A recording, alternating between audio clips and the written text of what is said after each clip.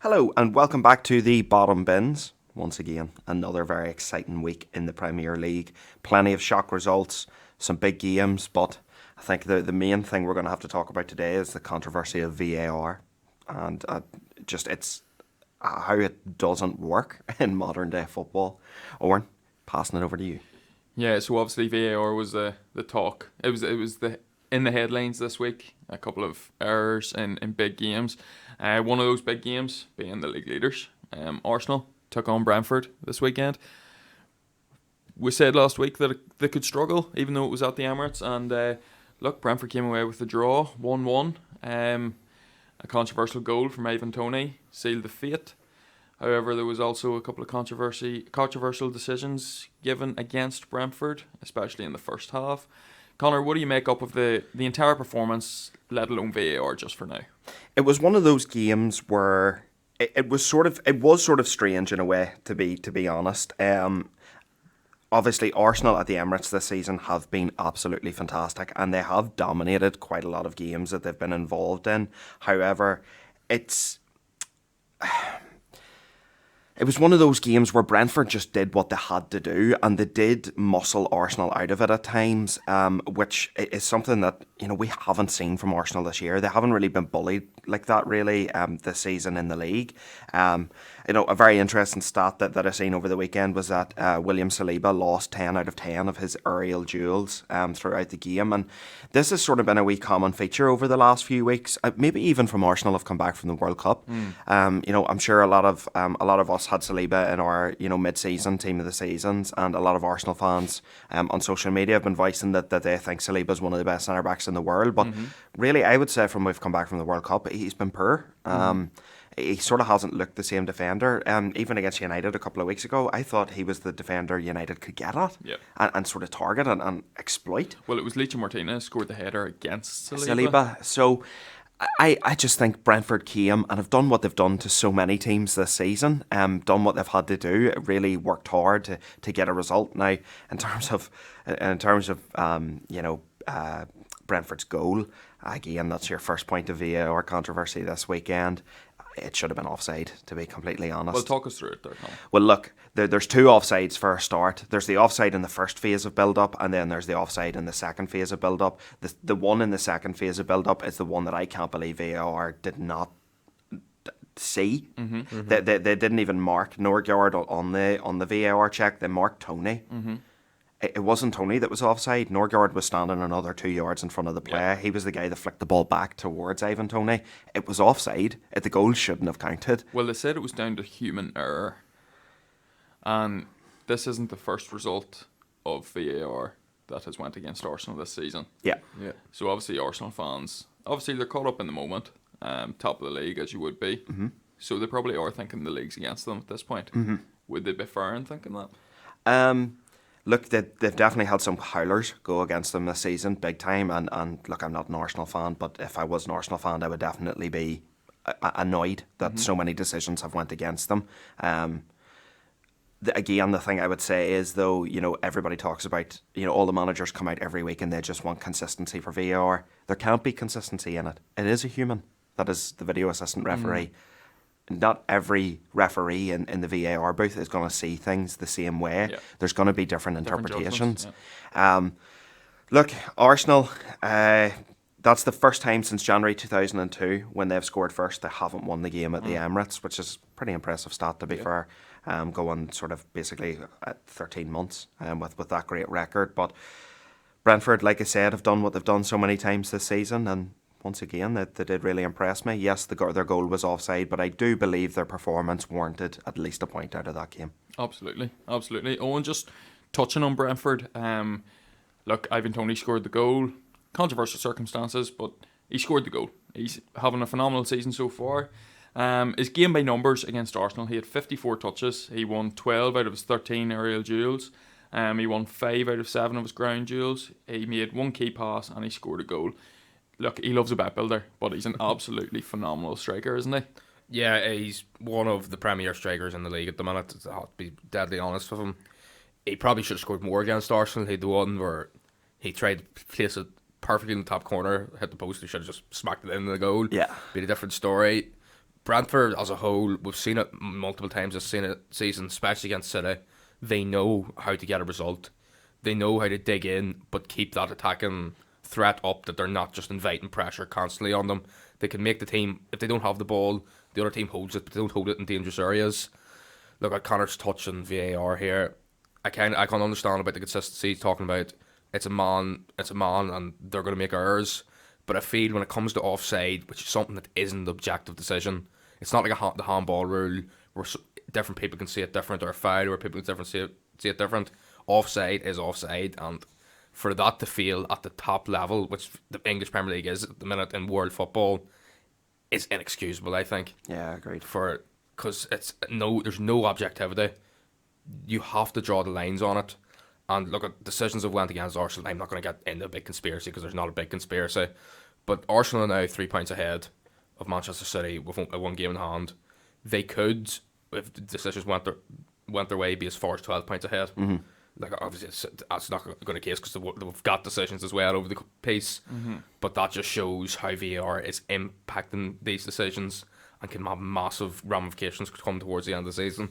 Like, if Arsenal lose the league by 2 points, this would be an issue that goes on for years and years. Like that's disgraceful if a league title comes down to decisions like that. Yeah, agreed, lad. Yeah, look, moving on from Arsenal, but just one last quick word. So in the last 2 weeks now, they've dropped 4 points. Mm-hmm. A draw and a loss. A loss, of course, at the hands of Everton. Are the wheels starting to come off a bit, Connor? They face Manchester City this weekend. It is difficult to say if they are or if they're not, because they have been the best side in the league this year. The only thing I will say is they do look out on their feet a wee bit at the minute. Mm-hmm. I do think the pressure is getting to them a wee bit. They just looked tired against Brentford. They looked tired last weekend against Everton. It's almost as if they're the football that they've been synonymous with playing under Arteta and have been so good at this season, maybe the spark's dwindling a wee bit. It does make you call into question, are they the real deal? Are they the next sort of super team in the Premier League? These questions do need to be answered, and I would just say these last 2 weekends they've been very lacklustre, to be honest. And if I was an Arsenal fan, I wouldn't be panicking. There's still a lot of football to play, so I certainly wouldn't be, up in arms about it or really too worried about it. But the only thing is they are maybe starting to show signs of maybe that fear factor's creeping in just a little bit at the minute. Totally. It's a concern. Once you can write it off, twice in a row it starts to get a wee bit concerning, and it puts massive pressure on this game. It's tomorrow night, isn't it? Yes, tomorrow night. Tomorrow night. So if they don't pick up a result against Man City, they could be in big trouble of seeing it very quickly run away from them. Are they a momentum team, do you think, Owen? I think every team's a momentum team to a degree. I don't think. Well, I would say the better teams are able to push through a bad spell of form. So can Arsenal do that? I believe this current crop can do that. Look, I do think that they're one result away from getting back on track, and it doesn't even a point tomorrow against City is a big result for Arsenal, because it's a must not lose really for them. But if they beat City tomorrow, that is massive. That changes the whole complexion around Arsenal. It's like flicking this light switch on, and everything. The whole mood's picked up. All of a sudden, City's thinking, now we're 6 points behind. They have a game in hand. We're going to be 9 points behind. Yeah. And then they only have played them once. It's out of our hands now. So if Arsenal can get a result tomorrow, it changes the whole complexion. If they don't get a result tomorrow, that's when it starts to become a big concern about the wheels falling off. Yeah, absolutely. Look, we've already touched on Man City, so let's move on to them. Second place on the table, off the back of a bad result against Spurs. They've bounced back with a 3-1 win against Aston Villa. One of the key performers was Rodri, Richie, and he had 112 touches, 91 passes completed with a 91% pass accuracy. He won all of his aerial duels, 1 out of 1 dribble completed, and he scored a lovely finish as well. He has scored more goals against Aston Villa than he has scored against any other team in his career. How important is he to that City midfield? Completely important. to be honest, and it is becoming a common feature that whoever McArdle picks for the boob of the week seems to put in an absolute shift the next week. So it is funny. It's funny in that regard, to be completely honest. But listen, City. It was the perfect bounce back for them, really, to be honest. Look, I didn't think they needed to try too hard in the game. I actually do think Aston Villa made it quite easy for them, to be honest. Villa were poor. It's probably the poorest I've seen Villa in a wee while. Definitely their poorest performance under Emery. I would they were poor again Leicester last week too, to be fair, but two bad results in a row for Villa, to be honest. But look, City went back to sort of their fluid style of football at the weekend, which I'm sure City fans were more than happy to see come back. Definitely played to Haaland's strengths a lot more in the game. He seemed to be more involved, which taken off at half time. Taken off at half time. I think Pep has come out and said though he's got a bit of a knock, which is worrying because they'll have wanted him to play against Arsenal, and I would have liked him to play against Arsenal because he's in my fantasy team. I think that was more precautionary on the job done. I'm Yeah. sure he does play against Arsenal. Yeah. But look, nice wee win for City. They're sort of back now. Looking at Arsenal, thinking right, realistic prospect here of catching these guys. So, just a good day for City, really. Absolutely. Owen, look, Man City, they are one of them teams. They've been the super team for years and years. And obviously this week, this performance was obviously going to be huge for them, considering the controversy that has surrounded them this week. Yeah. And we've talked about that in depth on the Bottom Ends Extra. It's going out tonight, day of this recording. It's going out Tuesday at 6 p.m, so hopefully you give that a listen. But amidst all that, there's been one star performer, especially since the World Cup, but all season, we've seen Riyad Mahrez really, really come into form. Yeah. How good is he, and where does he rank among the world's best wingers? We've seen a real I'm not going to try and say real comeback from Riyad. I was going to try and say a word, but Revelation. Revitalization of Riyad Mahrez. Had a rough night last night, so ignore that. Look at Mahrez has always been a great winger. Obviously, we know what he was like at Leicester. He's fantastic. He went to City, and he's always been steady for City, but he hasn't had that breakout season yet for Man City, and I feel this is the season where he's putting himself up there in the conversation as best wingers in the Premier League and best wingers in Europe. Look at it takes a lot of balls to take a penalty off Erling Haaland, and if he misses that penalty, and Mahrez has had a ropey enough record from the penalty spots sometimes, so that took massive balls from him. Yeah. Even his link-up play and his interplay is fantastic. There's one time against Villa, actually he made an absolute mess of the shot, but the quick feet to get into the box and give himself the chance was fantastic. I always feel City played better with him. But overall for City, it was a performance that we've kind of come used to City. It's back to what we used to. Job done at half time, feet up at second half. I don't know what Callum Chambers was doing for the second goal when Emi Martinez was right behind him and he just decides, no, I'm going to header this and fall over because it'll be funny. But as Connor said, Villa made it a bit easy for City. It's probably the first performance Villa have had under Emery. And but as we've said loads of times in this podcast, teams like Villa and stuff, season isn't defined by going to the FA had. Exactly. Brilliant result for City, especially capitalising on the drop points from Arsenal, which they failed to do last week. Moving on to the better side of Manchester. Agreed. Manchester United took on their rivals Leeds once again for the second time this week. The first time ended in a 2-2 draw after United being down 2-0. However, this result was much different. Manchester United going to Elland Road and coming out with a 2-0 victory. Connor, sum it up for me.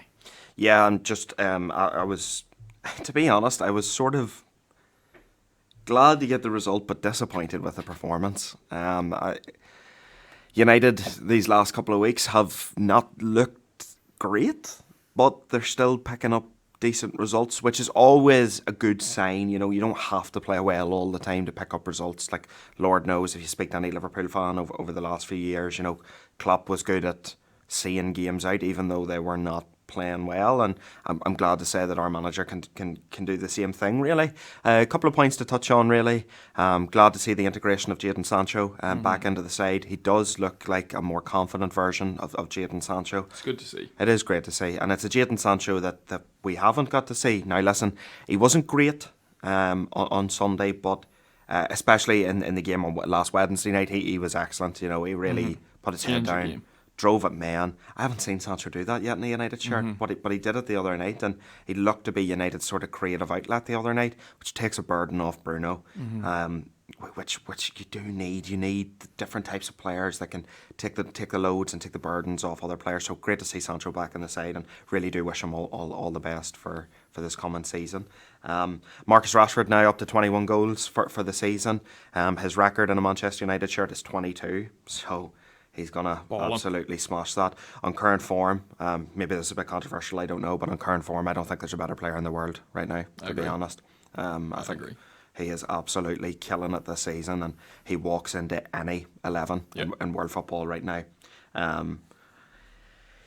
Fred, again, was really... I don't know what it is about Fred, right? I feel like I've said this all the time. Fred has been at Man United. 1 week he is absolutely fucking shocking, absolutely brutal, and I am saying to myself, like, if Fred can play for Man United, then surely I might get the call up at some stage. But like, at the weekend there again, Leeds, he regained possession 8 times. Let's go. That's equalled the Premier League record this season for regaining possession. Baller, lad. Where does this come from? Like, Baller. 1 week he is absolutely ass, and then the next he is absolutely brilliant in midfield. Like, don't get me wrong, he ran about like a fucking headless chicken the other day. But he was very good at what he did. He won the ball back twice, that led to both of our goals against Leeds. So fair play to Fred. Those are the types of performances you need to see from him, because he is a high energy and high action midfielder. I do think Fred plays better when he has Casemiro beside him. Of course. But then, Jesus, any of us could play better with Casemiro beside us.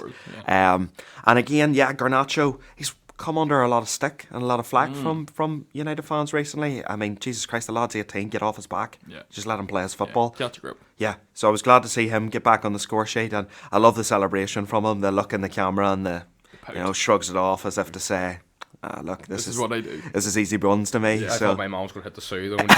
Yeah, when he did the point. Yeah. Look, glad to see Garnacho on the score sheet, and gets me very excited to play Barcelona on Thursday night, I have to say. Always great to beat Leeds, to be honest. They're fucking scum and I hate them. Fair play. Well, I'm glad you're excited to play against Barcelona. I hope Ten Hag picks you in the starting 11. And another player that was fabulous for Manchester United was Fred's partner in midfield, Marcel Sabitzer. So Sabitzer had an 84% pass accuracy, 66 touches, 13 out of 13 final third passes completed. He won 6 out of 9 ground duels. He won all of his tackles. He had 5 ball recoveries, 3 aerial duels won, 2 interceptions and 1 clearance. This is a man who has just come into the side, and obviously there's been a lot of pressure put on him because he's had to fill in for Casemiro straight away. And how do you fill in for the best holding midfielder in the world? Yeah. Especially when Sabitzer, as we talked about whenever he joined United, this is a man who started as a striker. Yeah. Moved the whole way down, and he's now a box-to-box midfielder. Yeah. And he's playing in front of the back four at Manchester United now in recent games. And every time he's been called upon so far, he's delivered. How important could he be, especially with the absence of Christian Eriksen? How important could Sabitzer be for United until the end of the season? I think his contribution will be massive. As you said, he's not an out-and-out central defensive mid like Casemiro is. So he's been coming to a new club, a new environment, and been shoved into not an unfamiliar position, but not his strongest position. And he's come in and he's done really, really well for United at a time they needed that. Because missing Casemiro, as we've seen, United with Casemiro sometimes are night and day.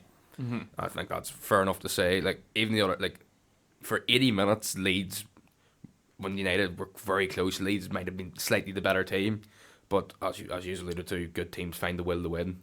Like, that really, football's a 90 minutes game, not an 80-minute game. Mm-hmm. And I think Sabitzer was crucial to helping United gain that wee bit of a foothold back and control those last 10 minutes. Because it's very easy when you score a goal in the 80th minute to go, job done, we'll sit back and invite pressure onto us. But United kept on the front foot, got that second and killed the game, which has been, which I just criticised him a lot this season for not killing the game.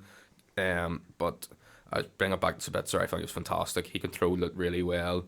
Look at Leeds. I know Jesse March is away and they're a bit of turmoil, but they've actually put in 2 solid performances back to back against United. Yeah. Like, they'll be disappointed to have come away with only a point from Old Trafford, given the way the game went. Look, if you had told them beforehand, you get a draw here, they'll bite your arm off it. But the way the game went, they'll be really disappointed, and they'll be disappointed again for not winning that game. Well, not necessarily winning, but not getting a point out of that game, because I feel the performance deserved the point. I think Nanto is unreal. I love watching him. Every time we talk about young players who don't have fear to drive at players, Nanto's like that. But Leeds are missing that killer instinct up front. They have like wealth of creative, tricky wingers like Nanto's, Sinister, Somerville. But they're like, Patrick Bamford's not your man. No. Leeds needed a striker. Will they stay up in the Premier League to afford a striker? Well, they've bought Reuter for 40 million, and he's coming off the bench every now and again. But it looks like he'll start the next game with Bamford coming off quite early against United, so he could maybe. I don't know. But from what I've seen of him, he hasn't impressed me. Not even I know in new surroundings, and not everybody's going to come and hit the ground running, but even involved in the play, he hasn't impressed me. There hasn't been, he hasn't like no way you have about Darwin Núñez missing chances. Ruder hasn't been in a position to miss those chances yet, which concerns me a wee bit as a striker. Look at Leeds. It depends who they get in. They're a talented squad. I think they have enough talent to avoid the drop, but it remains to be seen. And they're going to be disappointed these last 2 performances. They only come away with a point, just because what they put into it. Like, they realistically could be sitting 4 points better off at the minute, just from games against United, but they're not, because United showed great character during the week to come back from 2-0 down, and showed great composure and professionalism to see the game out when they got those 2 late goals at the weekend. So we've seen 2 different games, really, when Man United played Leeds this week, and Ten Hag made a couple of different decisions in his game at Old Trafford. Obviously, they were needing 2 goals, but they were still needing a goal at Elland Road, and he made another couple of different tactical decisions. So obviously at Old Trafford, we've seen the more dynamic players come on. We've seen Sancho come on, we've seen Pellistri come on, and they changed the game, Connor, because we've seen Marcus Rashford go up front as well, with Weghorst coming off. So look, Elland Road, another couple of different changes. However, we've seen Wout Weghorst come back and play as a number 10, which, when he signed for Manchester United, nobody's ever going to think the 6'7" striker is going to be playing in Bruno Fernandes's role.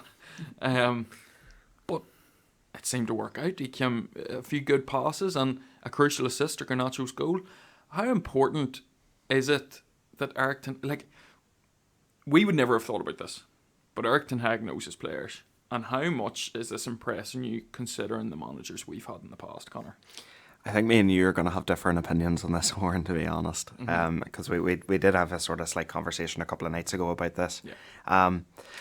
I think it's all right to do that against a side like Leeds, who aren't very good. But Wout Weghorst is a striker, primarily. And yeah, I've not been impressed thus far, to be completely honest. I thought his first couple of games, I thought he did all right. I thought his hold-up play was quite good. I thought he brought other people into the game quite well, but these past few weeks I've been really, really disappointed with him, to be honest. Simply because his one job is to be a target man, and he doesn't seem to be able to keep a ball under control. More times the ball's been, lumped up to him, and it's come off him and gone maybe 5 yards away from him, or his first touch has just been horrible. I've seen him play a couple of passes where they've been either behind a man or too far in front of a man. I thought his assist the other day was very, very good. Nice, lovely weight of pass and perfectly into the stride of Garnacho. But to be honest, Warren, I've not really been impressed with Weghorst thus far, and I actually think we do play better with him not in the team. To be completely honest, I think we're more fluid. I'd like to get your take on that. I love him. I think he's class. Don't get me wrong. I've seen the stats of the goals we've scored with Weghorst and the goals we've scored without Weghorst, but I just think he offers something different. I think United aren't playing to his strengths. There's not one cross ball in whenever he's on the pitch. Doesn't make sense. As soon as he goes off, they start whipping balls in left, right and centre. Rashford fucking darting it into the top corner and all. I just do think he offers that difference, especially to Martial. I think he's. You're going to disagree with me. I think he's twice the player Martial is. No. I do. No. Well, he has to be because Martial can't stay fit. Can't stay fit, but Martial's a much talented footballer than I'm not saying he's not. Weghorst, like. I'm not saying he's not more talented. He's 100% more talented. He's probably one of the most technically gifted footballers in the world, to tell you the truth. But if you can't stay fit, like, what's the point in being there? Weghorst is showing up every day, and he's obviously putting in the hard yards and training, and Ten Hag's not just picking him for no reason, because with Sancho back in the team, we have got attacking options now. But he is the only number 9 really available. But there's players who can play there. We've seen Rashford go into there in the last 2 games and he scored 2 goals. Yeah. Like, it's not as if he couldn't switch it around if he didn't want to. He's a tactical manager. He's able to play different formations and stuff. I just think United need to play more to the strengths. Like, whenever we signed Weghorst, you were buzzing. Oh, it was 100%. Absolutely buzzing. And like, don't get me wrong, there is still plenty of time for him to get this Yeah. right. But I just, thus far, I just haven't been that impressed with him, to be honest. I thought he was going to bring us a different dynamic, but I'm not seeing a different dynamic at the minute. But were you thinking a fella who was on loan from Burnley at Besiktas was going to come in and score 15 goals? No, God, no. Oh, God, no. No, I actually didn't really expect him to score goals as such, you know. I would have said from he signed in January till he was leaving us in June, I thought he would have got in and around 7 goals. Yeah. So somewhere in around that region. The reason I was excited to get him was because I thought whenever he was on the pitch, our wingers were going to explode and start scoring goals upon goals upon goals upon goals. But it's not happened thus far. We're actually better when he's not on the pitch. And then our wingers come to life more. I understand what you're saying. I completely agree with you. It does seem whenever Weghorst comes off the pitch, our fullbacks start pressing high and start putting balls into the box. It's a good thing Rashford's a good header of the ball as well. But I just personally, just thus far, I just haven't been impressed with Weghorst, and I haven't been impressed with his hold-up play at all, to be honest. Completely fair. Well, just looking, obviously I have no horse in the race here. You've no Weghorst in the race here, do you? Looking at the stats here, he's played in 5 Premier League games. He's yet to score in the Premier League. He's only had 2 shots in that time. He only has a pass accuracy of 76%. He's been dispossessed 8 times. So the stats will be pointing towards he's been pretty poor, to be honest with you. Look, I know Warren's saying like, oh, he seems to go off. They seem to be whipping balls in the box, but that also probably has something to do with the way teams set up, because they are setting up when he's in the box to prevent the cross coming in, and when he's gone, they're not as concerned about, because they know it'd have to be a perfect ball. Even though Marcus Rashford is a great header of the ball, he's still not going to outjump a 6'5" centre back or something. Yeah. So I think that probably has something to do with the setup as well. I was a bit sceptical when he came in. I said that on the transfer episodes when he was rumoured, that I didn't think he was the striker who was going to really help United. Look, he still has time, but in my opinion, he's been poor since he's been signed. Fair enough. So moving on from Manchester United, we move on to the Merseyside derby. We're joined with Dorman now. Dorman, welcome. Sorry, lads. So 2-0 result for Liverpool. Look, Liverpool needed the result. In their own backyard, they needed a result. Doesn't matter where Everton are, it's always a big game when it's the Merseyside derby. Especially off the back of a good performance against Arsenal and a good win against Arsenal. Were you expecting a bit more from Everton last night, Connor? Yeah, I did, to be honest. I'd said all during the week, and when I did team talk with Connell there the other day, I did say that I thought if there was ever a chance Everton could go downfield and get a win, I thought this was going to be it, to be honest. The first goal, interesting thing about that was Tarkowski hits the post, and then 13 seconds later, the ball ends up in the Everton net. That's not good enough. No. That's shambolic, to be completely honest. That's the sign of a relegation side. Other than that, though, I thought Liverpool actually played really, really well. It's the sort of the first performance that's got their crowd going in a long time this season. So all credit to them.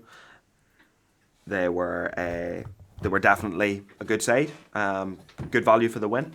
But yeah, look, I did expect more from Everton, to be completely honest. Like, we've praised their midfield so heavily last weekend, and their midfield really deserved it. But this time around, their midfield was completely lackluster. Yeah. When you get overrun by a Fabinho who's past it, a Jordan Anderson who's past it, doesn't make for great reading, does it? And I'm sure Sean Dyche would not have been happy coming back to Goodison last night. No, I totally agree. Look, Everton had some chances as well. Seeing Tom Davies with a massive chance to make it 2-1 with an open header, an open net, near enough.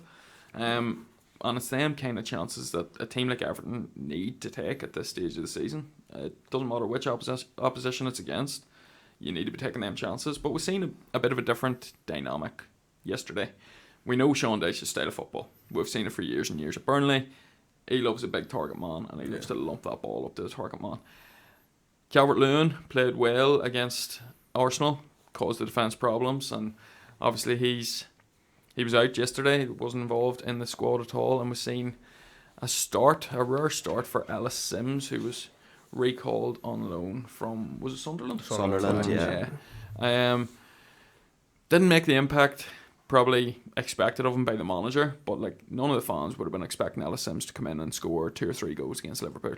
But what is it, Dorman? What does that show for you in terms of squad depth at Everton? They didn't really replace Richarlison. Not that Richarlison's been any good at Spurs, to tell you the truth, see how he goes, but they didn't replace him. He was their talisman for years. So what's going wrong? Who do they need to sign? Well, it's too late now, to be fair, but they did need a striker. Calvert-Lewin can't stay fit, and Mopé obviously can't even make the team either. He was on the bench last night, so it is worrying for Everton. I thought last night as well the first goal was just dreadful. Defensively, they just made an error from the corner. Obviously, they nearly score, and then Coleman gets caught out because he tries to get in there. And I think it was Nunez that get countered, and it was like a 5-on-1. And then Pickford obviously makes the error. But I thought Everton were really, really poor. I thought, as Richie was saying, I thought they were going to get at least a point at Anfield because Liverpool aren't playing well.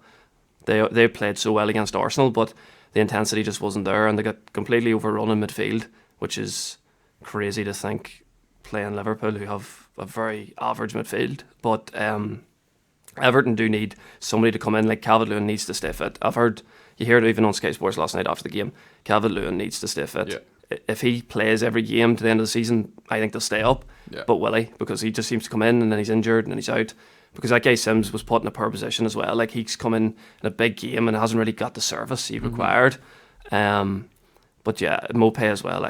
He's just so far down the pecking order. They brought this lad on back from Sunderland, and he's straight in the team over him. Yeah. So it just shows how lower down he is. So yeah, they're going to need a striker in the summer or whatever, but it's too late for that now. So Calvert-Lewin needs to stay fit, and if he stays fit and starts scoring goals, I think they'll stay in the division. No, I totally agree. Look, Everton, and we've seen it over the past couple of years, Everton are a much, much better side with Calvert-Lewin in the team than they are without. Owen, look, Cody Gakpo, he got his first goal. We all know he's a great player. We've seen him in the World Cup. We've seen his numbers for PSV this season already, and last season he was touted to go some of the biggest clubs in the world. He was heavily linked with Manchester United, but he ultimately made the move to Liverpool. Do you think he'll kick on now? Yeah, I think so. I think he needed that first goal. He needed to get one in the bank to get motoring. Now, look, he hasn't lived up to the heights coming into Liverpool. Then once again, new city, new country, new everything. Not a pretty poor situation what that club's in at the minute. So this could be big for Gakpo to get off the ground, and in the derby as well would be really big for him. I was actually I know he didn't score, but I was really impressed with Darwin Núñez last night. I thought his energy, his run. I just seen Richie with the side eye and his eyes lit up. Darwin, I think Darwin was really good playing on the left wing. Like I know he had a 5-on-1. He could have picked any of the targets, but it was actually quite a good ball to Salah, and God knows Jordan Pickford was just away for a wee down there. Like Everton, back to reality really. New manager's boost's gone. Like, how many times we talk about how poor Liverpool's midfield is? Like, to get overrun by that Liverpool midfield is concerning.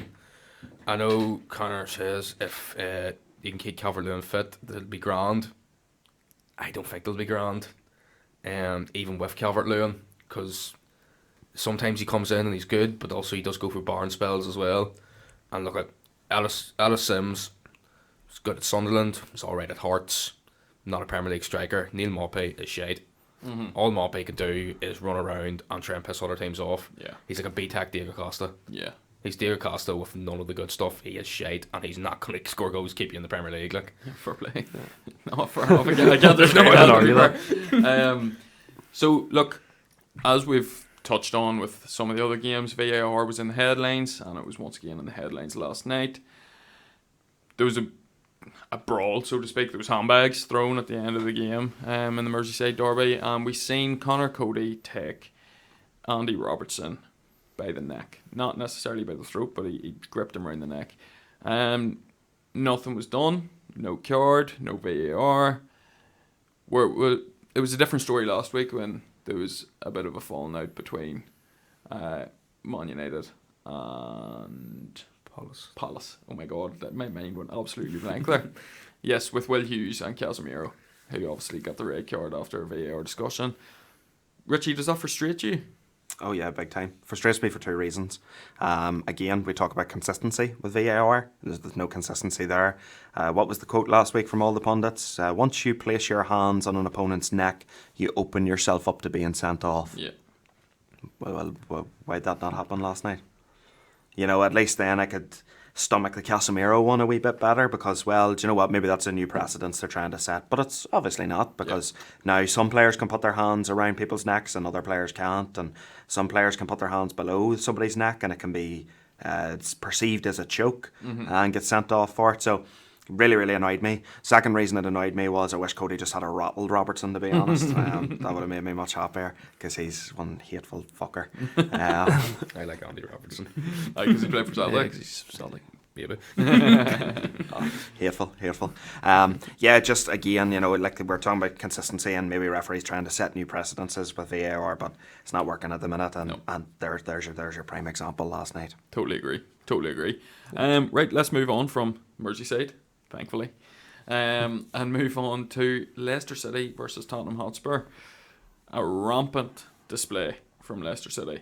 A 4-1 win over Spurs. Spurs were leading as well, and two quick goals pushed the momentum into Leicester's favour. Dorman, is this a different Leicester side since the end of the January transfer window? Yeah, definitely. I think Brendan Rodgers was alluding to this. He needed players in, and he's got players in, and now they're like a total different side. I even said after the game, I think he said, we can play with more bravery and intensity, and you can see that. Their new signings, Christensen, Suter and Tete, have just come into the side and all played superbly. Yep. Ian Nacho's like a new signing. I don't know what's happened to him. He's like 2 goals and 3 assists in his last 2. Spurs were brutal, to be fair to them, but you have to give Leicester credit. They were looking in trouble. Now they've got back-to-back wins.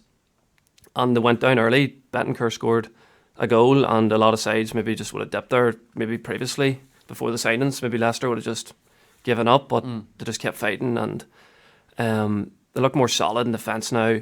They look better going forward. Madison's a huge addition as well. He's like a new signing because his stats this season are incredible, to be fair. And he scored and got an assist yesterday or Saturday as well. So with Leicester now, they're looking good, but Spurs were shocking. And the new signing, Porro, was brutal. To be fair, it's only his first game. He needs to get used to the system. They've lost Bentancur now for 6 to 7 months. His ACL he's done for the season, which is going to be a huge miss. Kane was quiet, but for Leicester, that's a massive 3 points, and they're looking good. Yeah, no, absolutely. And I'm glad you brought up Pedro Porro because I was listening back to last week's episode, and the way I was talking about Pedro Porro, I made it out as if he made his debut, but that's not what I meant. I made myself look a fucking dick, to tell you the truth. I meant to say, like, the new competition brings out the best in players, and that's why I was talking about Emerson Royale, but when I listened back, it sounded as if it was saying he played unreal against City. Well, sure, he only fucking made his He debut. done nothing wrong against City, in fairness to him. No, he made no mistakes against City, to be fair. But look, not a great start for him, Connor. You would be our token Spurs fan if there was a token Spurs fan in this room, because your family are big Spurs fans, so you would follow them more than us. So you know more of the ins and outs, especially because of your brother. And we were talking about this the other day, and Connor's alluded to it as well. Rodrigo Bentancur, he's been brilliant for Spurs this year, and now he's out for the rest of the season. 6 or 7 months he's out with an ACL injury. How massive and how big an impact will that have on the rest of Spurs' season? Well, by your logic there, I would also be a token Man City sympathiser too, because of the other half of my family. So please don't associate me with that. You're the one every week. Oh, if I say Spurs are going to lose. Oh, Spurs are playing prime Barcelona. I have to say Spurs are going to win. That's all right. If I can go against Man City, because realistically, my side of the family aren't going to be like, oh, fuck him. But if I go against Spurs, but our side of the family are going to be like, you're bollocks. I'll bring you home at the weekend. If you go to open the door, it'll still be locked. Look, yeah, missing Bentancur is massive. Look, we've all seen it this season. He's Spurs' best midfielder by a country mile. He controls the tempo. He's also the only Spurs player, although not a natural creator, he is Spurs' only player that has the ability to break lines. The other guys in midfield just can't do that. So missing him for the rest of the season puts a serious dampener in their top 4 hopes. They're going to really, really struggle to get top 4 now. No matter how well Kane's playing, he can't drag the shite around him into the top 4. I do feel for Pedro Porro, and listen, Porro's bad performance and the other wing backs' bad performance does not come down to them being bad. Genuinely, I'm not saying this just to stick up for them. I'm being serious here. Maddison just dragged them here, there, and everywhere. It's difficult when there is an absolutely stunning player in Maddison playing for the opposition team, because you don't know whether to press up, you don't know whether to sit deep. It's hard to counteract a player who just pops up in space like that. Maddison really, really does remind me of De Bruyne. Not in the same, don't get me wrong, they're not the same player, and they're obviously not the same quality level, but just the wee things that he does. De Bruyne was always really good at just popping up in wee spots, and you were kind of like, well, how did he get there? It's the same thing with Maddison. If you just watch Maddison, don't watch where the ball is, just watch what Maddison does. He is constantly scanning, checking around him, looking to see where boys are, and then he just goes and drifts into a space where nobody's marking. So as a fullback, especially a wing back, that is a nightmare, an absolute nightmare, because you can't carry out your role properly. You're always having to check your shoulder to see where the number 10 is, and I don't think there's anyone better in the Premier League at that at the minute than James Maddison. So all credit goes to him, to be completely honest. He is a phenomenal player, and he will get his move in the summer. He walks into every Premier League side at the minute. He really, really does. In that number 10 position, there's not many better than him. The only one I think that runs him close at the minute is Odegaard. Genuinely. He is absolutely phenomenal. And if Leicester are going to stay up this season, he is the key. Interesting. A big call, but look, there's evidence to back it up. And last week you had Leicester to go down. And you were looking them to go down because of your personal grievances to Brendan Rodgers. But as the boys have talked about, Leicester's new signing, the Argentinian Cam James Maddison, has been playing unbelievable for them since the World Cup and on season, really. How important will him being fit be for Leicester's remainder of the season? Massive. Look, obviously I do have my personal grievances with Rodgers, but I did at the time generally think Leicester were in big trouble. Because Maddison you didn't know if he was fit or not, ready to go, and they just looked generally poor. Now, over the last 2 weeks, Leicester and Brendan Rodgers made me look like a dick. Fair enough, fair play to them. I'm sure that was what, on their board of motivation. Owen Jordan says we're shit. Hope you're enjoying the pod, Brandon, mate. Fair play to you, Brandon. Still hate you. Look at Maddison will be massive for Leicester, and they have 2 wins is massive in a relegation scrap, because it kind of changes the whole complexion of the thing, because it's all so congested down that bottom end of the table. Like, all of a sudden I don't know where Leicester are 13th. Where the hell did that come from? So it just shows how massive getting results, especially back-to-back weeks, lifts the whole mood around the club, lifts everybody. Players who weren't playing well all of a sudden start to play well because that wee bit of pressure's off them now. I thought Tottenham were really poor yesterday. I felt like nearly all of Leicester's goals were carbon copy each other, where they'd come up the wing, lose the ball, Leicester kick the ball up, and all of a sudden Tottenham have no defenders. And Leicester, one thing that's not really going to get said, but give Leicester great credit for, is their finishing was fantastic, because Fraser Forster, I know Fraser Forster well, he's a big goalkeeper, great shot stopper, but the one thing Decent lad. Decent lad. Good fella, that Fraser Forrest. Me and No one Fraser- will. me and Fraser go way back. But the thing about a big goalkeeper, and the one thing big goalkeepers struggle to do is to get down low. Yeah. Get down low, and Leicester knew that. So roll the ball in the corner, give Fraser no chance. Happy days. Yeah, no, absolutely. And I love the word scrap that you used there. And that'll bring us nicely on to West Ham and Chelsea, where West Ham fan knocked the fuck out of a Chelsea fan, sparked them fucking clean out. Wasn't the exact same impact on the pitch, a 1-1 draw. But look, we've seen some of Chelsea's new signings. We've seen a lovely goal from Joe Felix. But again, Richie, VAR involved again. Thomas Souček making one of the greatest saves of the Premier League era. VAR coming in clutch And VAR for came the Metropolitan Police this weekend, being able to pick out that specky West Ham fan. Cracking right up. Honestly, We could analyse that for an hour. Yeah. We don't condone that type of thing, but fair play to him. Yeah, of course. Like, meet us on the bottom bids extra for an in-depth analysis of that scrap. I thought the Jake Paul fight was next weekend. You give what you give. You have to be prepared to get. Absolutely, you got knocked the fuck out. And yeah, I suppose Chelsea probably got one back on West Ham on the pitch then. They were definitely the better side throughout the game, to be completely honest. I think West Ham were very lucky to escape with a draw here. I think that's a positive performance for Potter. I think he can really look at that. You can see already, like, Enzo Fernandez has come in and settled into the role right away. He's a good player. He's really made some of us eat our words, you know.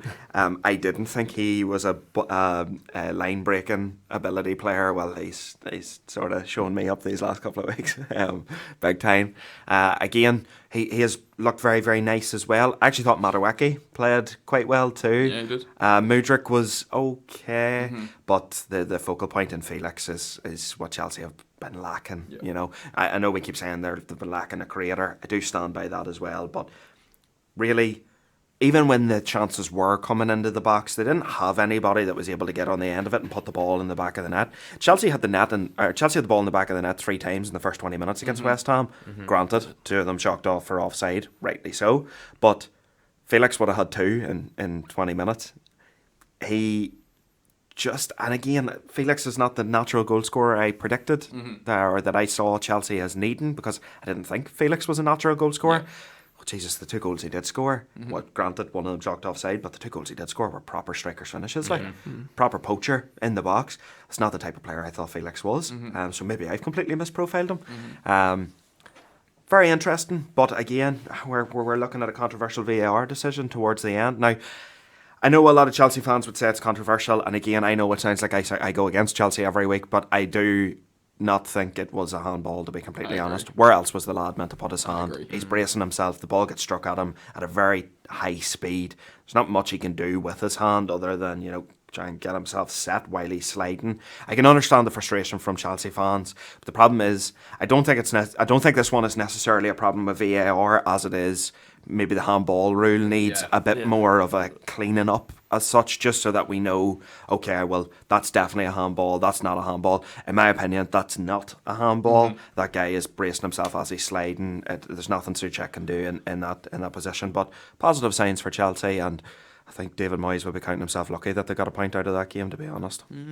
I can understand where you're coming from, Connor, because I know the rule is that if you are sliding and your hand trails, it's like you're bracing yourself. It's not an unnatural position, and it's one of these decisions I mentioned earlier on with the offside. Like, that's clear and obvious. Like, it's either yes or no if an offside, but handball is open to interpretation.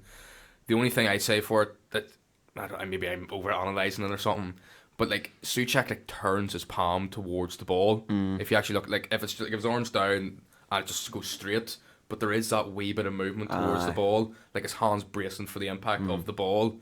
Now, maybe that's just me over-analysing it, but in my opinion, if that happened against Celtic, I'm sure if that happened against United, you would be screaming for it. And I can understand the frustration from Chelsea fans. I know what the rules are. I know they're open to interpretation. In my opinion... You calling me best, lad? I'm calling everybody best. Great to see everybody in the world is best, their own team. But in my opinion, it should have been a penalty. Fair enough. I'd be more inclined to agree with Richie, tell you the truth. look, he has to put his arm somewhere, and I do understand what you're saying, that he moved his arm, but I think if he didn't move his arm out a wee bit, his elbows broke, like, do you know what I mean? But look, Dorman, we've talked about Chelsea a wee bit, and interestingly, Richie said there's positive to take, which there is, but do you not still think that that's 2 points lost? Yeah, I thought they were the better side, especially the first 20, 25 minutes. They were superb. It's third consecutive draw now, so I think their hopes of even getting Europa League football are gone, to be fair, but there is positive signs. Felix looked good. Your boy Enzo Fernandez in midfield was very good. As Richie said, like, even going forward, he's just positive. He plays the right passes. His pass to Felix for the goal was superb. They were unlucky. They got a few goals disallowed. So did West Ham. So did West Ham. Well, the Declan Rice one, Yeah, they did, to be fair. Yeah, I think Right, Chelsea rightly been more disappointed in the dip in the second half. I thought they did dip. I thought they started so well, especially Felix. I think the second half he just got a bit tired. Yeah. Maybe that's just getting used to Premier League football, the intensity of it. But for Chelsea, I think it is just going to be about next season, really. I think this season is over. It's just about probably playing more positive football, scoring more goals. They are getting a bit unlucky. Maybe the penalty on another day would have been given, and they would have won the game. But it is 2 points dropped. But I think there is positives to take, and I think maybe next season is going to be the season. I agree. Everything about Chelsea this year is average. They're literally the definition of average. They're 10th on the table. On average, they concede 1 goal a game. On average, they score 1 goal a game. Yeah. they've lost 7. They've lost 7, drawn 7, and won 8. It's pretty close. So literally everything about them is average as you can be. Look, I think Potter's under pressure still. Look, it's at the end of the day, that's only a point. They've won 1 game out of the last 5. They've drawn 3 in a row, only scoring once in those games. So, as we said, football is a results business, and I think Bowley is ready to pull the trigger. Yeah. The only thing I will say, in terms of Chelsea and Liverpool, like, especially with that Liverpool result last night, on Sky Sports straight away after it, they were talking about Liverpool being potential Champions League contenders again, like getting into the Champions League places. Which is ludicrous. Well, The game at the weekend, though, is going to be massive, isn't look, it? The Newcastle game? Yeah, look, It's going to be huge. it is ludicrous in terms of they shouldn't be there, they don't deserve it, but we've seen how easy it is for teams to drop points up at the top, and look, there's still a lot of games to go. It's not out of the realms of possibility for Chelsea and Liverpool to creep back up into European places. I'm not saying Champions League places necessarily, but I would be surprised if at least one of them wasn't in Europe next year. Out of the two of them, I feel that's more Liverpool. likely to be Liverpool. Yeah, Just looking at the table, No, I Liverpool, agree. and it was only 1 point between them, but Liverpool have a game in hand. If Liverpool win their game in hand and beat Newcastle, all of a sudden Liverpool's only like 4 points behind Newcastle. Yeah. Something like And that, yeah. we've seen what Newcastle have been like the minute they live for a draw. They're throwing points behind them. Even this week, Tottenham, Brighton all drop points. Fulham drop points. Or sorry, no, Fulham beat Forest, didn't they? But Brentford drop points. All those teams above Liverpool were dropping points this weekend. And with that, let's move on to Newcastle. A good transition there, McCardle. So go on, talk about it, my friend. 1-1, very quickly. Give us your brief overview of that match. Newcastle were pretty poor. Good result for Bournemouth. Still probably going to go down in fairness to Bournemouth. Needed a point, got a point. Newcastle still lacking finishing. And like their goal came from good save from Neto, and it was a rebound for Almiron. It was the only bit of fluid football they played the entire game. It was a great finish from Almiron. it was a fantastic finish. Absolutely superb But finish. the build-up play before that to get, was it Longstaff took the shot? Before that, it was the best bit of football Newcastle played all day. They could have Willock even, was it? Willock? No, I think Was it it was Longstaff? Longstaff. Even like Newcastle had a couple of half chances. There was one where Nato spilled the ball. Aye. Nato made a couple of good saves. There, one time Pope played the ball out to Burn. He made an absolute hames of it, and Bournemouth made it. And took Trippier clearing off the line because for some reason Solanke decided to do a backhand flick instead of just putting the ball in the net. And all of a sudden, Taggers. that would have been a 2-1. That would have been Bournemouth 2-1 up, and Yeah. it would have been a massive result for Bournemouth. So, look at in our mid-season review, I predicted Newcastle to get top 4. I'm starting to waver from that because they just keep dropping points. Like I think they've only won 1 out of the last 5. If you go on to like their form guide and like one football, it's just all grey from draws. Like, but when they don't have Isaac, they do really miss attack and output and goal score. Look, we know how defensively solid they are, but they as time goes on, we are starting to see that they are missing that attacking output to qualify for the Champions League. Fair enough. Richie, Southampton versus Wolves. It was a 2-1 win for Wolves, and again, VAR controversy. Talk me through it, bud. Well, I was annoyed. My fantasy pick of the week missed an open net, and if he had done that, I would have been 6 from 7. So, fuck you, Sir Robbie. Hope you're enjoying the pod. Hope you're enjoying the pod. I haven't been too keen today. Look, it was one of those games where, Southampton come out of the blocks really, really early and played some good football, some football that we actually hadn't really seen from Southampton this season, especially new signing Sulemana. Looks a really, really good player, actually. Very direct, not afraid to take a man on. But then, once it was really strange, once Wolves went down to 10 men, they started to play the better football, which is a weird sort of Shouldn't happen. Shouldn't happen, really. If you're especially when you're the home side, you shouldn't let the away team come with 10 men and start to bully you. Yeah. Just on the red card though, as Ruben Neves said after the game, Lamina was the third man in on the referee, but didn't open his mouth and received a red card. This is another one of these things where this needs to be cleared up. We need to know what the rules are. So is this just, if you're the third man now, are you automatically going to be the one who gets a booking? Because it just seemed to have come in this weekend. There was no talk about it or anything. No. The same thing happened in the City game where Diaz got booked Yeah. on a free for City because he was the third man that approached the referee. Yeah. So is this just now, are we just picking out the third man now and dishing out yellow cards for approaching referees? I don't know, to be honest. Never a red card for me. No. To be honest, and as Ruben Neves said, the fella never even opened his mouth. No. So why is he the one being punished Like, there? I can understand a referee booking somebody if they're saying something to them or being abusive or whatever. But if it's just a third man to approach a referee, I think that's a little shite. Like, He doesn't sprint at him. He doesn't come up aggressive. There's no aggressive body language there. I'm all for protecting referees, and look at players surrounding referees has become a bit of an issue. Like, sometimes you see a referee doesn't give a penalty, and he's probably right to give it sometimes, and about 19 players all of a sudden just spawn around him. Yeah. But if you're just a third man to approach a referee, you should be able to question the decision. You have to understand, players should understand why the decision's gone against them, what went wrong. Obviously, if you wipe a man out, you don't need to ask a question, but you know what I mean? Because some controversial decisions and contentious decisions, the players deserve clarity, and in a lot of sports, they don't get clarity. The only sport where I think the clarity is given is in rugby, where even if it is something like in rugby where the captain can approach the referee and question the decision and receive clarity on why it was given.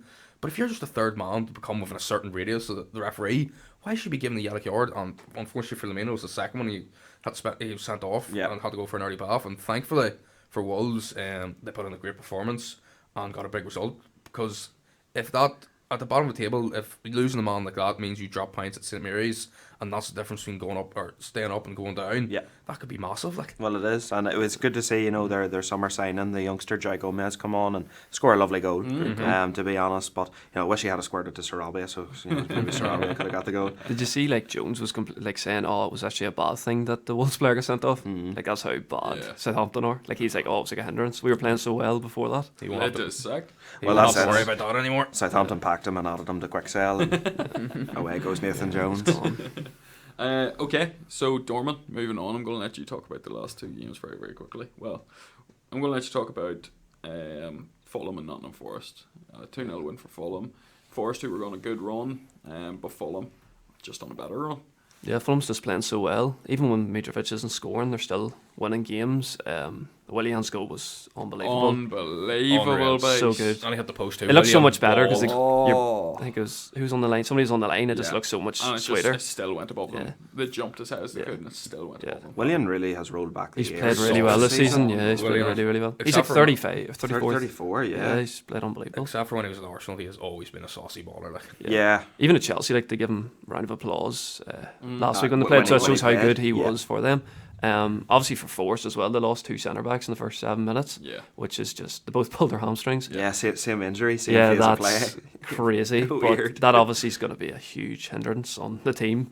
But for Forest, they're playing well. They're unbeaten. They were unbeaten there for a while. Going away to Fulham, Fulham's a good team. Yeah. They're playing well. They've got the new signings in. They made a few signings and they're looking good. And I think Fulham, they've 3rd or 4th most points since Christmas, 15 points or something like that. So they're playing really well. And like it's crazy to say, but I think they're sixth or seventh, I think. Moved up to seventh. Yeah, they're after that playing. week. They should be getting top 8 really. Yeah. They're playing that well, and it's good to see. It's just about keeping the consistency now, isn't it? Really. Your boy in centre back as well. Deal. Ream. He's been brilliant. He's like Yeah. 35, Yeah, and he's been really good. Like I think I would have see if we started this podcast at the start of the season, I had been slagging him. I'd have been like, "Oh, he's going to be Awful. terrible. They're going to concede so many goals." Yeah. Even against Liverpool, I was kind of like, "Oh, he's not that great." Yeah. And he's been class. Mm-hmm. And I think he got man of the match in the game. He was brilliant. Yeah, absolutely phenomenal. Okay, last game was Crystal Palace and Brighton. Last game of the game week. Again, how many times have we said in this podcast, VAR dominated this game again. Richie, talk us through it. Estupinian is clearly onside. Mm-hmm. I don't know what more needs to be done to correct these decisions. And you know, if Brighton had to come out of that game not having won it, you're looking at a serious appeal being lodged there, and a serious. Well, listen, like they didn't. Yeah. And now we're looking at what's going to be a serious appeal, Mm-hmm. because It's crazy. how is that allowed? As Owen said earlier, this is supposed to be the top level of football. Yeah. And Pinnacle. we're getting decisions like this wrong on a weekly basis. Yeah. Yeah. And we have to come in here every week and talk about decisions that VAR have made that are completely wrong. Yeah. Estupinian was excellent in the game. Yeah. Absolutely excellent. That's the best I've seen him play this season. My pick of the week for the left back position in the mid season. In the mid season, Yeah, and to yeah. be honest, he's been very good this season. Yeah. The only problem with the left backs in the league this season is they're not putting up good numbers, which is yeah, annoying. yeah. You know, obviously, football is sort of stat padding now. You know, and players do have to have good stats. But like Estupinian has been absolutely excellent this season. He's been a great signing. Yeah. 19 million. Yeah. So to the people who called me out on the bottom bins TikTok, Suck a fat one. See the VAR though, it's like it seems to be the human error. Like that guy just didn't see the player. Like Yeah. that's crazy to That's- me. It's it's who's in mad. charge of it. It's not actually like the VAR. It's more like who's. It's the referee in the VAR yeah, room it's even or like whatever. the Spurs game. They drew the line wrong. Yeah. Barnes was onside. Like it's just crazy. Like what are they doing? Like how did that guy not? How did he not see him? That's just It's a guy's hand is literally like out here, but they still drew the line on Tompkins. I was who's like, drawing these lines? what's going on here? Wacky lines going on. If you're not down with that, we got 2 words for you. Suck it! Brighton again. Good performance from them, though. I do have to say they do look like a really, really good side under De Zerbi, and he's done an excellent job. I know we keep saying this every week, but you can't not praise him because he's doing a wonderful job at the minute. As for Palace, as Owen said, I could say the same thing about Palace as what Owen said about Chelsea. They're the definition of mid. Yeah. They're so boring. so average, so boring to watch, and yeah, just VAR controversy again. Do you think? He said suck a fat one. Do you think Brighton could possibly challenge top 4? With the way Newcastle's playing at the minute, and now that Spurs are missing Bentancur, yeah, I don't see why. The only thing is, though, they have drawn quite a few games in recent weeks, whereas there are games that they should probably be winning. I think a good bonus for them was that Ferguson was back this weekend. Yeah, he come on. So now that they have their focal point again, maybe they could kick on and start winning games again. But with the form that Matoma and Solly March, He's playing so well. On the right So wing. well. Since the new manager's come in, he started scoring. Yeah. because he wasn't scoring under Potter. it's just been a different type of player. So 6 and 8, I think he's got, or 5 and 7. Yeah, We'll see. something like I that. remember when he scored the first one, it was like, that's Solly March's first goal in like 3 years. Yeah. Yeah. Stupid like that. And even Caicedo, Caicedo's been dropped to the bench, and the guys that have come in for him are doing an absolutely fantastic job. I thought Webster at the back played very, very well. Made a really, really great sort of goal-saving tackle against Mateta.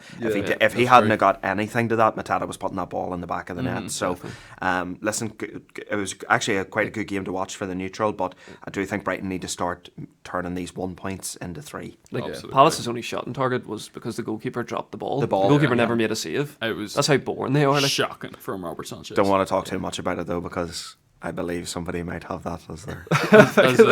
as their teddy of the week. yeah. Well, that moves us on nicely. And I'm going to pass this back over to you, Richie, because you're the man with a plan.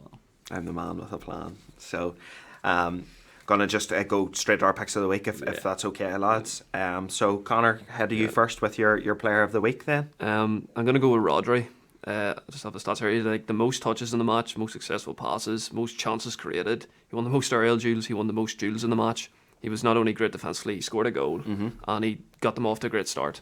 I think Tony's another one. He was superb throughout the game. Got a goal, which was offside, but still. But I'm going to go Rodri, who's actually been underrated. He's like the quarterback of the team.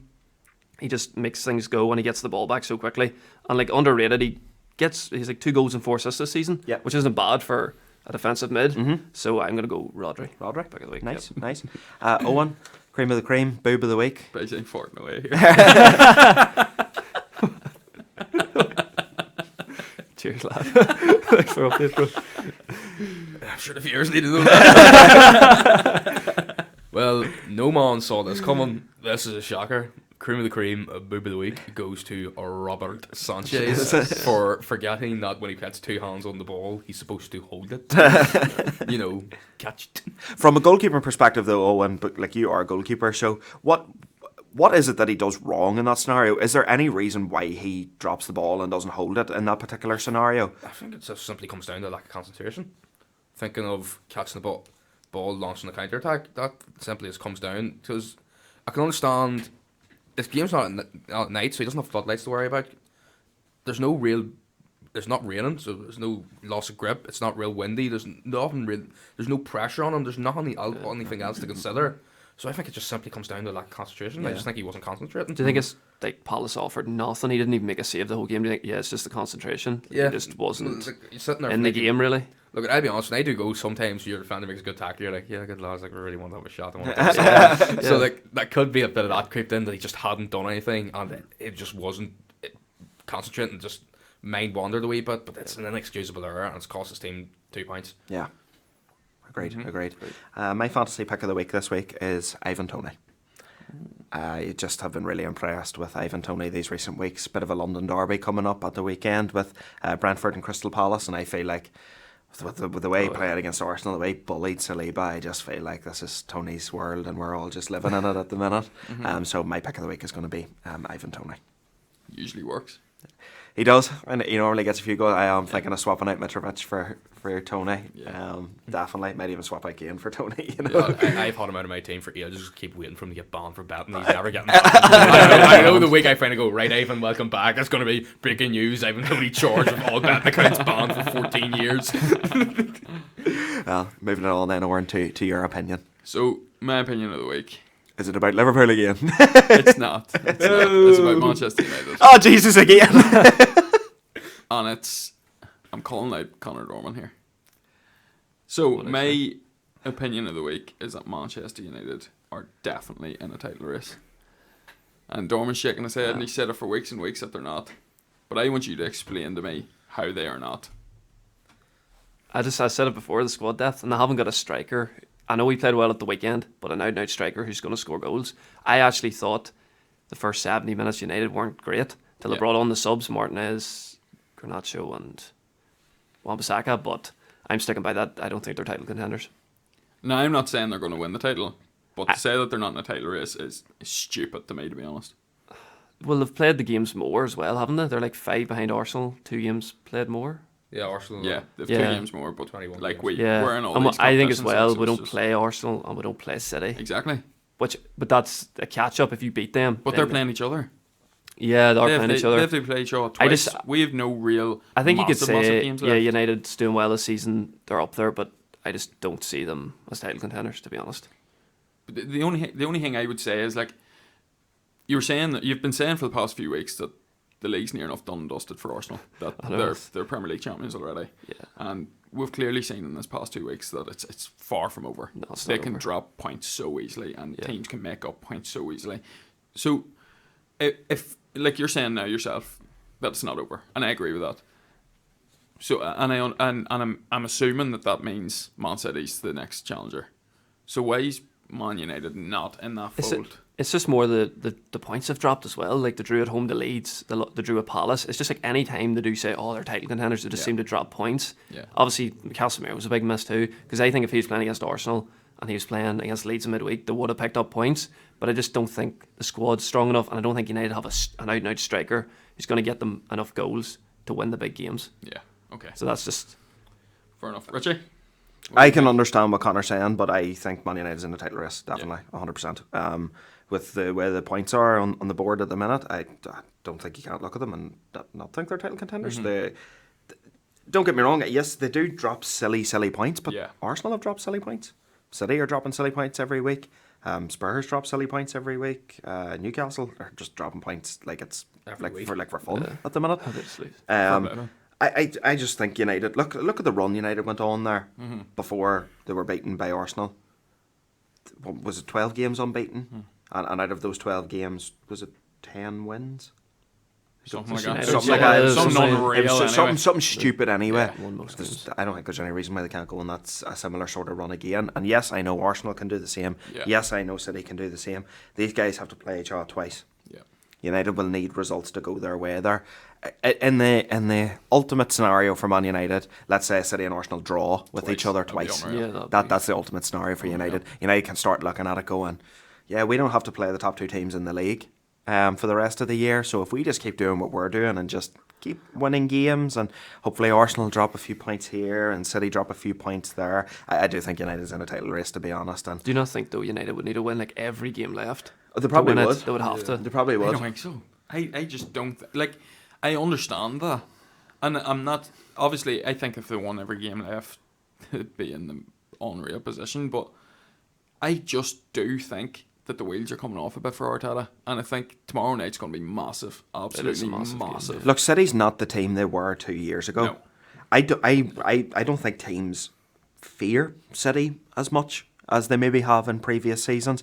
Like as Owen talked about the day that Brentford played City. Brentford should have been going to the Etihad being shit scared, and they were not shit scared. If anything, they pumped City that day. Yeah. I think teams are going to the Etihad now, and teams are playing City, and they are being a bit more expressive because they can be. Arsenal do have a little bit of a fear factor this season, I will say that. You can see teams do maybe want to sit a wee bit deeper when they play against Arsenal. But these last couple of weeks have showed that you can get at Arsenal. You know, it's not as if they're not the complete team yet. And I'm not, by all means, I'm not saying Man United is the complete team either, because they certainly are not. They certainly are not. But look, if these guys are fit to drop points, I don't see why United, if they just keep moving in this positive direction that they're going in, I don't think there's any reason why they can't be competing with these two sides at the minute. Totally. We've on to predictions? Yeah, not a bother. So obviously, I don't think we've done a prediction for Arsenal and City, which is tomorrow night. So, Oren, Arsenal at home to Man City. Draw. Connor? Arsenal. I'm going to say draw. Owen? Arsenal, which is a bit weird that none of us predicted City, but yeah. Arsenal. First game then on Saturday, Aston Villa at home to Arsenal. Draw. Wheels are coming off. Wheels are coming off then. Connor? Arsenal. I'm going to say Arsenal. Oh, the wheels are firmly attached to Arsenal. Oren, Brentford then at home to Crystal Palace. Brentford. Connor? Brentford. I'm going to say Brentford. Draw. I don't know. Just feels like a draw for no reason. Not giving any tactical insight. Just gives me draw vibes. Oren, nice game here. Brighton at home to Fulham. Oh, difficult. The best of the rest here in this clash. Difficult. With Evan Ferguson back, Brighton. Connor? That's really hard. 6th versus 7th. That's crazy. Yeah. I'll go Brighton because they're at home. Brighton, yeah. I'm going to go Brighton as well, because I think Brighton at the Amex this season have just been good. absolutely unreal. Yeah. Owen? Yeah, Evan Ferguson's the GOAT. Brighton. Owen, Chelsea at home to Southampton. I want to say Southampton, but it's going to be Chelsea. This one. Connor? Yeah, I've got to go Chelsea. Yeah, you just have to go Chelsea. Go Chelsea. They're the only team in the league that are too shit to even think just have to go Chelsea, even though Chelsea's shite too. Big relegation battle here. Everton at home to Leeds. Do you know what? I think this is really going to depend if Leeds have hired a manager or not. If Leeds are sticking with their caretaker manager for this game, I'm going to say Leeds. But if they're not, Sean Dyche gets the win. Okay. Connor? Yeah, it's hard to know if they get a new manager in by then, but I'll go Everton at home. Everton. I'm going to go Everton at home. Yeah, if the Goodison crowd, I'm going to go Everton. Yeah. Forest at home to City. That's a good game too. Forest or on a great run, but Man City. Yeah, Man City. Forest. Yeah, Yeah, I have a feeling. so do I, but I'm too scared. No, but see at the City Ground this year, they've already turned some big teams over. know. They do, That they're good at crowd home. gets up for games like this. I'm gonna go Forest. Depends on their centre backs. If they're two centre backs, Well, they're playing as well. Yeah. Every time one of these games, I'm gonna say a draw. I'm feeling going balls in. Either Orn or Richie goes in more balls in. Dogs out the win, but I'm gonna go with draw. Wolves at home to Bournemouth. Wolves. Yeah, Easily. Wolves. Yeah, Yeah, Wolves. Yeah. Easy. Newcastle at home to Liverpool. Newcastle. I think Newcastle will fucking slap them. Connor. Yeah, I'm gonna go Newcastle because it feels like Liverpool think they're class and they'll just get smashed. Yeah. I'm gonna say draw because Newcastle are draw merchants. Yeah, that's true. Owen. Copy paste. Draw. Newcastle draw merchants. Manchester United at home to Leicester. Manchester United. Yeah, Man United, but it'll be a good game. Leicester are playing well, like. Yeah, I think it's going to be a really, really good game. Leicester, when Leicester come to Old Trafford, it always is a good game, to be fair. But I'm going to say Man United as well. Owen. Fuck off, Owen. He wants to say draw. Say draw. I do want to say draw. Draw. Oh, what a knob. Lads, you should be loving. My predictions are shocking, so if I don't predict your team to win, you're loving fucking life. Don't worry about it. You should be scared if I say United to win. Spurs at home to West Ham then in the final game. No, Bentancur. I'm going to say a draw. Draw. Okay. Yeah, I was gonna go draw because they've no Lloris either. Yeah. I know you love Fraser, but I see they went to sign Ben Foster. Seen and he that? said no. I said no. I think Spurs would have signed somebody if it was just a few weeks earlier, if it was in January, you know. Yeah. But I think they got a bit unlucky and now he's out. Yeah. I think draw. West Draw. Ham are kind of playing a bit better, but they're still shite. still shit. Like they still could get relegated. Spurs are shit, West Ham are shit, but I'm going to go for Spurs at home, to be honest. Their home form has been fairly okay this year, so I They think... beat City at home there last week, Yeah, like, so. no, I'm going to go Spurs. Owen, try it again. If only Tottenham had an experienced English international goalkeeper who's won Premier Leagues in their squad, but I don't see where they would have got one of them. I'm going to go West Ham. He's talking about Joe Hart. by the way. Oh, no, I know he's talking about Joe Hart, but I'm sitting here going, That's completely lost. what a knob. And if you're not down with that, we got two words for you. Suck it. Just so you know, viewers, me and Richie have taken upon ourselves to become the new members of D-Generation X. Yeah, I am very aware. me and Owen have fully adopted the personalities of Triple H and Shawn Michaels. Who's Triple H and who's Shawn Michaels? Both of us? Yeah, we're just a culmination of both, really. We were trying to decide who in class is getting slimed first. And which lecturer we're going to pretend is the head of the company and that we have to walk into the class and imitate. We've got fucking Triple Michaels and Sean H. over here. Yes, so that's our predictions then for the week. We have no guess the player segment this week. So that's going to wrap it up for this week. That's 100%. Oh, this is we'll going to get be it the for the one where I next was one. going to get 3 right Yeah. and come back. Yeah. I'll have it for the next episode. Yeah. No matter what episode we do, I'll have let's say 6 because we didn't do the 3 this week. I'll have 6 for next week. The points building around. My brain. Yeah. Racking my brain to get that one. Well, listen. I'm straight on the laptop in the Google search history. That is going to do it for this week. So thank you very much for listening. Like we said, we're sorry if we didn't get to run through your team in as much detail, but we just wanted to sort of cover the main points of interest this weekend. Once again, thank you so much for all your support. The views have actually on Spotify have been nicely Yeah, it's going good. nicely ticking up there over recent weeks. So thank you so much for tuning in. Once again, please follow us on Twitter, Instagram and TikTok. It is at BottomBinsPod. That's the handle for all of them. Check out episode 2 of Team Talk, where I sat down with Connell Kerr, Mincy. We've talked about him plenty of times on the Bottom Bins. He is our Everton supporter, so got a good chat in with him. Please check out our Man City FFP breach episode. I'm going to be honest, guys, that's probably one of the best episodes we've ever done. I come out of the studio, I said it days when I come out of the studio yesterday, I was really, really proud because that was really, really good content. And it's content I even think some of the bigger broadcasters would be afraid to put out. And it's like I said yesterday, we just try and be as honest here as we possibly can. I know sometimes we take the piss. And of course we're being biased at points and all as well. Yeah, and like again, look, we just want you to know, like, if we are slagging your team or whatever, it is just a joke. Like, it's all in good taste. It's all in good taste. It's all in good banter. It is just a bit of banter between football fans. Unless you're Brendan Rodgers. No, I'm joking. So, No, that was good, McEwan. Went down as well as I thought it would. but yeah, listen, just thank you so much. Check us out, Parlay Sports app, PRLY Sports on the Apple App Store. Seeing they were in the Emirates Stadium there the other day with a nice wee setup. So so let's hope that. So Jack, I'm calling you. Campus. I'm calling you out. You need to get to the Coleraine campus and come down and get a setup with the bottom bins, boys. Only joking. But listen, thank you so much for listening, and please, as always, keep a bottom bins. Keep a bottom ends, boys.